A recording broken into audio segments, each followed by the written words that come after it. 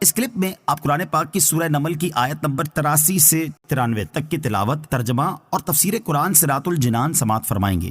بسم اللہ الرحمن الرحیم۔ ترجمہ: اللہ کے نام سے شروع جو نہایت مہربان رحمت والا ہے۔ وَيَوْمَ نَحْشُرُ مِن كُلِّ أُمَّةٍ فَوْجًا مِّمَّن يُكَذِّبُ بِآيَاتِنَا فَهُمْ يُوزَعُونَ حَتَّى إِذَا جَاءُوا قَالَ أَكَذَّبْتُمْ بِآيَاتِي وَلَمْ تُحِيطُوا بِهَا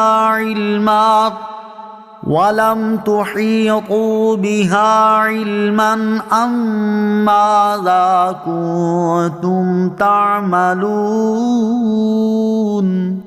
ترجمہ: اور اس دن کو یاد کرو جس دن ہم ہر امت میں سے ایک گروہ کو اٹھائیں گے جو ہماری آیتوں کو جھٹلاتا ہے، تو ان کے پہلے لوگوں کو روکا جائے گا تاکہ ان کے بعد والے ان سے آ ملیں، یہاں تک کہ جب سب حاضر ہو جائیں گے تو اللہ فرمائے گا، کیا تم نے میری آیتوں کو جھٹلایا تھا حالانکہ تمہارا علم ان تک نہ پہنچا تھا؟ یا تم کیا کام کرتے تھے؟ وَيَوْمَ نَحْشُرُ، اور جس دن ہم اٹھائیں گے۔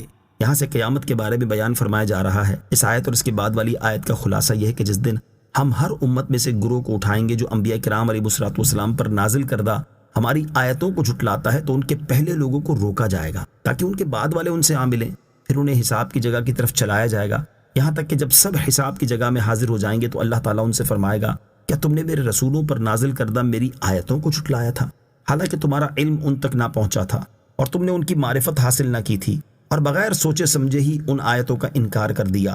جب تم ان آیتوں میں غور و فکر کرنے کے اہم ترین کام میں مشغول نہ ہوئے تو تم کیا کام کرتے تھے؟ تم بیکار تو نہیں پیدا کیے گئے تھے؟ وَوَقَعَ الْقَوْلُ عَلَيْهِمْ بِمَا ظَلَمُوا فَهُمْ لَا يَنطِقُونَ۔ ترجمہ: اور ان پر ان کے ظلم کے سبب بات واقع ہو چکی تو وہ اب کچھ نہیں بولتے۔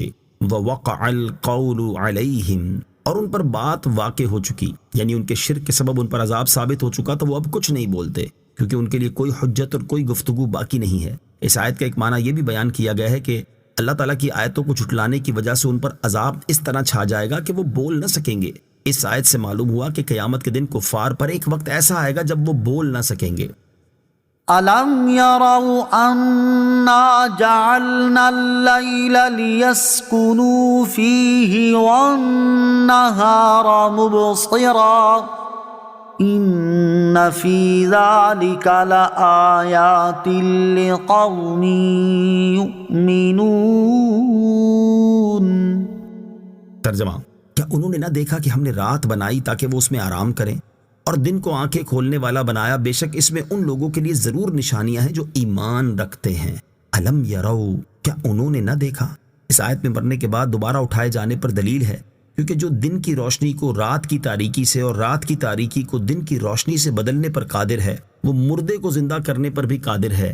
نیز لیل و نہار کے انقلاب سے یہ بھی معلوم ہوتا ہے کہ اس میں لوگوں کی دنیاوی زندگی کا انتظام ہے، تو یہ عبث نہیں کیا گیا بلکہ اس زندگانی کے اعمال پر عذاب و ثواب کا ترتب مقتضائے حکمت ہے، اور جب دنیا دارالعمل ہے تو ضروری ہے کہ ایک دار آخرت بھی ہو تاکہ وہاں کی زندگانی میں یہاں کے اعمال کی جزا ملے۔ ان فی ذلک لآیات لقوم یؤمنون، اس میں ان لوگوں کے لیے ضرور نشانیاں ہیں جو ایمان رکھتے ہیں، یعنی رات کو آرام کے لیے اور دن کو کام کاج کے لیے بنانے میں ان لوگوں کے لیے ضرور اللہ تعالیٰ کی قدرت کی نشانیاں ہیں جو ایمان رکھتے ہیں۔ دن اور رات کے بنانے میں اگرچہ تمام مخلوق کے لیے نشانیاں ہیں، لیکن یہاں ایمان والوں کا بطور خاص اس لیے ذکر فرمایا گیا کہ صرف ایمان والے ہی ان نشانیوں سے فائدہ حاصل کریں۔ وَيَوْمَ يُنفَخُ فِي الصُّورِ فَفَزِعَ مَن فِي السَّمَاوَاتِ وَمَن فِي الْأَرْضِ إِلَّا مَن شَاءَ اللَّهُ وَكُلٌّ أَتَوْهُ دَاخِرِينَ۔ ترجمہ: اور جس دن سور میں پھونکا جائے گا تو جو آسمانوں میں ہیں اور جو زمین میں ہیں سب گھبرا جائیں گے مگر وہ جنہیں اللہ چاہے، اور سب اس کے حضور عاجزی کرتے حاضر ہوں گے۔ وَيَوْمَ يُنفَخُ فِي الصُّورِ، اور جس دن سور میں پھونکا جائے گا، یعنی جس دن اللہ تعالیٰ کی اجازت سے حضرت اسرافیل علیہ السلام سور میں پھونکیں گے تو اس کی آواز سن کر زمین و آسمان کے تمام جاندار خوف زدہ ہو جائیں گے اور اسی خوف کی وجہ سے مر جائیں گے۔ الا من شاء اللہ، مگر وہ جنہیں اللہ چاہے، یعنی جنہیں اللہ تعالیٰ چاہے گا اور جن کے دل کو اللہ تعالیٰ سکون عطا فرمائے گا، انہیں یہ گھبراہٹ نہ ہوگی۔ حضرت ابو ہریرہ رضی اللہ تعالیٰ عنہ سے مروی ہے کہ یہ لوگ شہداء ہیں جو اپنی تلواریں گلوں میں حمائل کیے عرش کے گرد حاضر ہوں گے۔ حضرت عبداللہ ابن عباس رضی اللہ تعالیٰ عنہ فرماتے ہیں وہ لوگ شہداء ہیں اس لیے کہ وہ اپنے رب عز و جل کے نزدیک زندہ ہیں، انہیں اس وقت گھبراہٹ نہ پہنچے گی۔ ایک قول یہ ہے کہ سور پھونکنے کے بعد حضرت جبرائیل، حضرت میکائیل، حضرت اسرافیل اور حضرت عزرائیل علیہم السلام ہی باقی رہیں گے۔ وَكُلٌّ أَتَوْهُ دَاخِرِينَ، اور سب اس کے حضور عاجزی کرتے حاضر ہوں گے، یعنی قیامت کے دن سب لوگ موت کے بعد زندہ کیے جائیں گے اور حساب کی جگہ میں اللہ تعالیٰ کے حضور عاجزی کرتے ہوئے حاضر ہوں گے۔ وَتَرَى الْجِبَالَ تَحْسَبُهَا جَامِدَةً وَهِيَ تَمُرُّ مَرَّ السَّحَابِ صُنْعَ اللَّهِ الَّذِي أَتْقَنَ كُلَّ شَيْءٍ إِنَّهُ خَبِيرٌ بِمَا تَفْعَلُونَ۔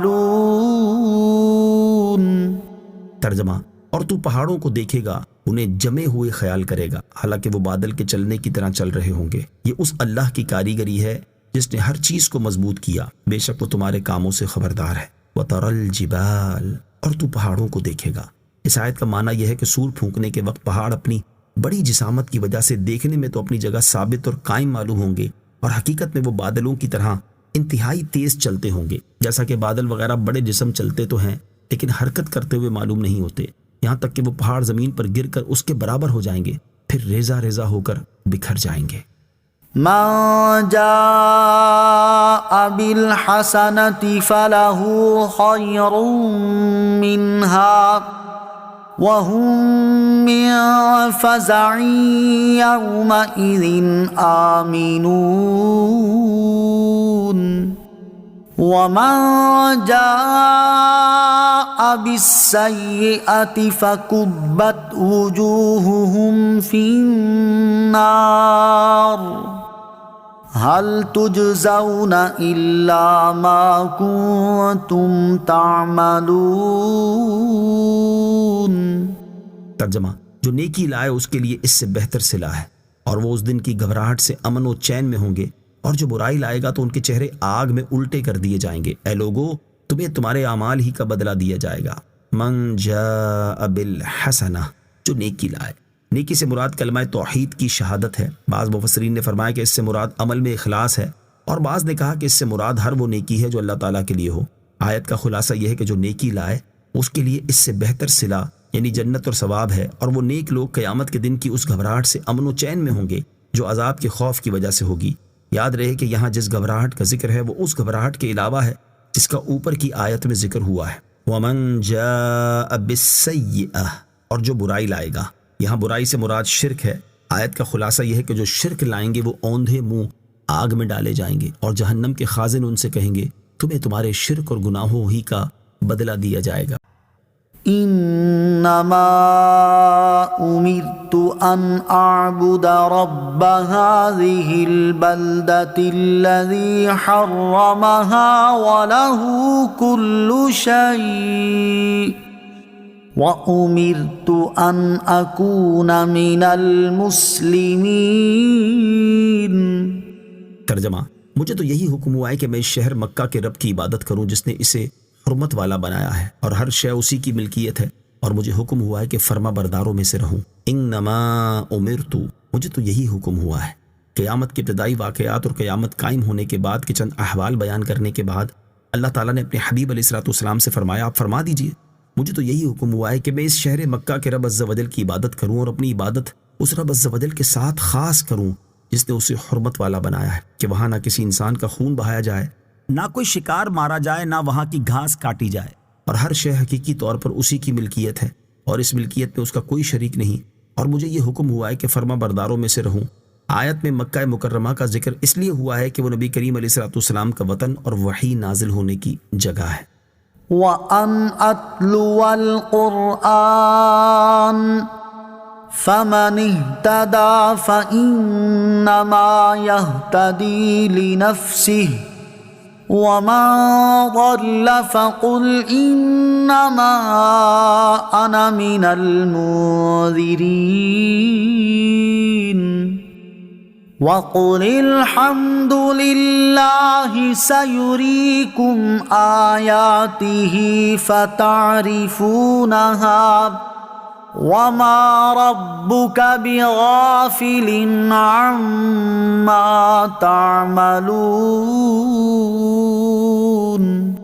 ترجمہ، اور یہ کہ میں قرآن کی تلاوت کروں تو جس نے ہدایت پائی تو اس نے اپنی ذات کے لیے ہی ہدایت پائی، اور جو گمراہ ہو تو تم فرما دو کہ میں تو صرف ڈرانے والوں میں سے ہوں، اور تم فرماؤ سب خوبیاں اللہ کے لیے ہیں، ان قریب وہ تمہیں اپنی نشانیاں دکھائے گا تو تم انہیں پہچان لوگے، اور اے حبیب تمہارا رب اے لوگوں تمہارے اعمال سے غافل نہیں ہے۔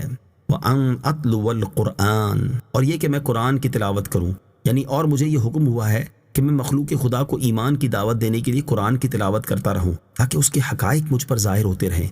تو جس نے رسول کریم علیہ الصلوۃ والسلام کی اطاعت کر کے ہدایت پائی تو اس نے اپنی ذات کے لیے ہی ہدایت پائی، کیونکہ اس کا نفع اور ثواب وہی پائے گا، اور جو گمراہ ہو اور اللہ تعالیٰ کے حبیب علیہ الصلوۃ والسلام کی اطاعت نہ کرے اور ایمان نہ لائے تو تم فرما دو کہ میں تو صرف اللہ تعالیٰ کے عذاب سے ڈرانے والوں میں سے ہوں، اور میری ذمہ داری اللہ تعالیٰ کا پیغام پہنچا دینا تھا، وہ میں نے انجام دے دی۔ سیریکم آیاتہ، ان قریب وہ تمہیں اپنی نشانیاں دکھائے گا۔ ان نشانیوں سے مراد چاند کا 2 ٹکڑے ہونا وغیرہ معجزات اور وہ سزائیں ہیں جو دنیا میں آئیں، جیسا کہ بدر میں کفار کا قتل ہونا، قید ہونا اور فرشتوں کا انہیں مارنا۔ صدق اللہ العظیم۔